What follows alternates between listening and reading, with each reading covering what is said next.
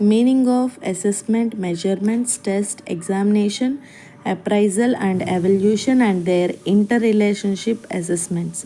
Assessments is a broad term that includes all the various methods used to determine the extension of an individual achievements. It teaches and learns the concepts. Assessment refers to the methods used to determine achievement of learning outcomes.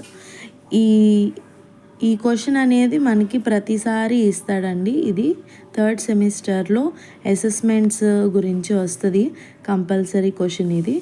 ఈ first page చదువుకుంటే మనకి ఈజీగా 5 marks అనేవి మనకి add అయిపోతాయి.